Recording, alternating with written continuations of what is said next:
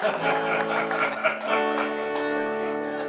there's been so many songs written about love, and so many songs written about lost love, but so few songs written about, drunken, meaningless sex with a stranger in a motel in Milwaukee. So I wrote this.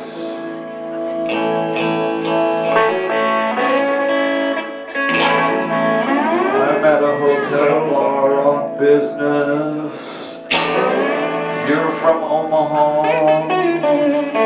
You've mentioned 7 different times that you're not married. I call it a night.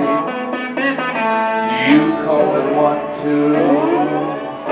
We both get on the elevator and we both get out on 2.